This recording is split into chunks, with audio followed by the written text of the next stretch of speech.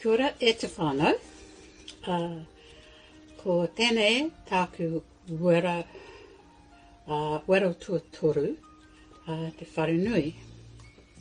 And my kōrero about the wharenui is going to be a whole lot different than most of you, because I don't have a marae, and I don't have a wharenui that I've got any links to, and I've got very little experience of either a marae or a wharenui.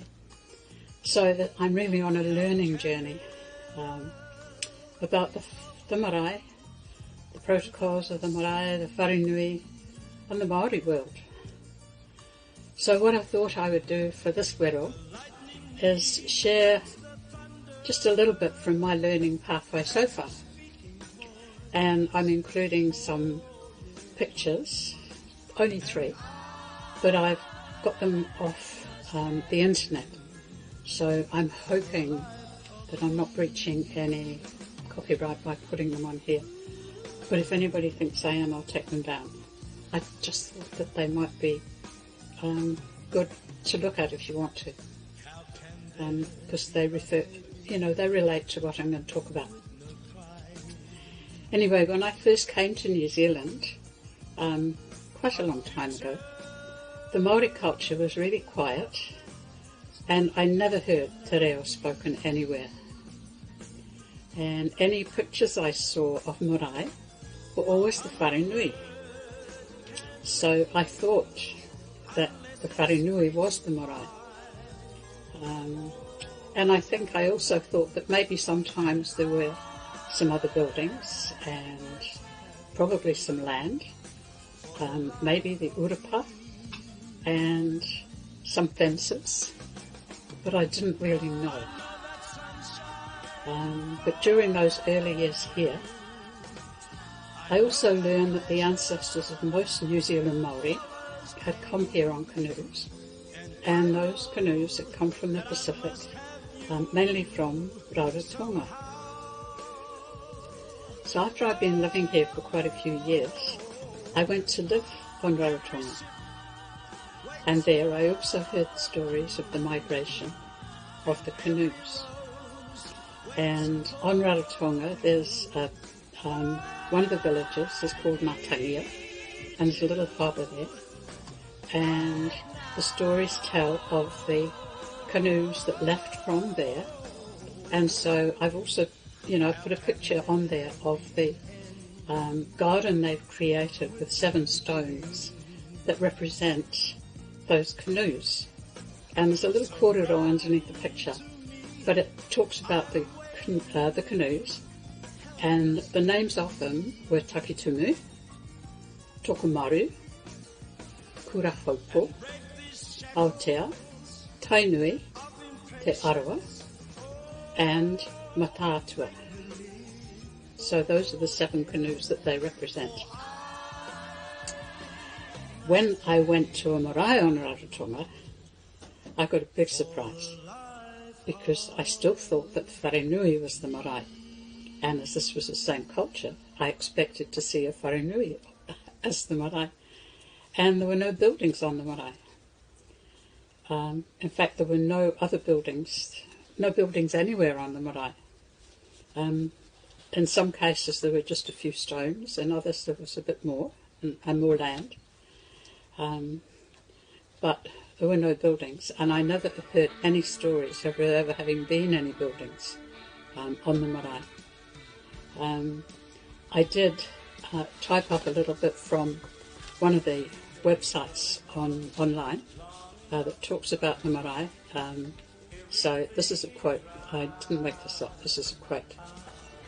Marae in the Cook Islands are all sacred sites which afford due respect and reverence. Marae are all pre-Christian, where important chiefly affairs were conducted, from investitures to village council, and even for human sacrifices on occasion, unquote. So investitures still happen on the marae.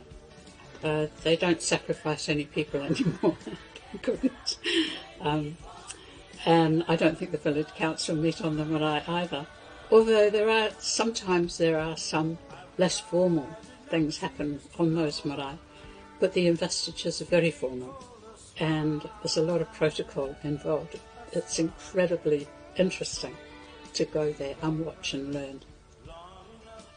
The most sacred marae on Rarotonga is Aretetonga, and there's also a paipai next to it, and it's a series of stones. It's only recently, well, a few years ago, but recently in recent history, been uncovered. And this is understood to be the paipai that was associated with that marae. So I've included some pictures of that, of both of those. And there's a little kōrero underneath, and underneath one of them, the story of Aretetonga. The story of Aretetonga, I'm quoting here, the story of Aretetonga started around 1250 AD.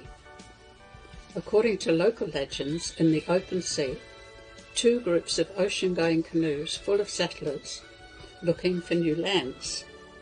One group brought Takitumu people from Tahiti, led by Tanginui, and he was fleeing from his eldest brother, Tutapu.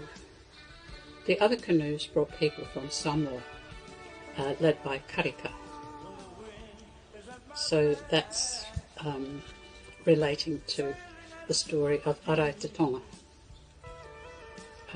So now what I'm learning is that on arrival here, the people on the canoes that left from Ngatangia, they created their own maraes when they came here, and they created them to suit their needs at that time. So while it probably had some things that were from where they came from, they had to expand it to suit the needs of the time. So they built whatever the whare they needed, and the whare nui became central in most New Zealand maraes that I'm aware of. The styles of buildings often seem to me to be quite different. Some of them are what I call very typical, with, this and the big, beautiful carved, or sometimes painted, but, and sometimes lovely carved posts. The craftsmanship absolutely blows me away. It's amazing.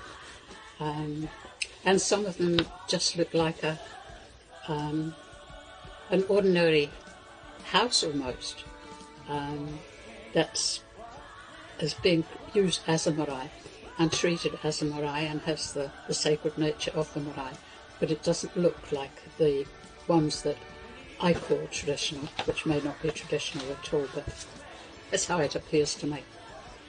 So that's all I can really share about the whare nui, because I don't know anything else yet. I'm really loving my te reo journey. For me, the te reo journey is like a doorway into learning about the Māori world, and it's a real joy to see the strength and the mana of the people who are raising up the language and the culture again after such a long period of suppression. So it's a real privilege to be on this learning journey.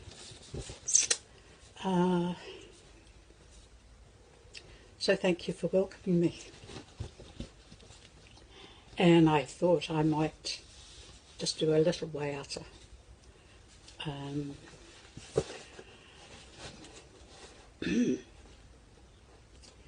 Kia waiata, kia Maria, hine I whakai, he whakamea tia mai, he whare tangata. Hine purotu, hine ngaka, hine rangi Marie. Ko te whaia, ho te ao, ho te ao. Tēnā koutou. Till the next time. Mā te wā.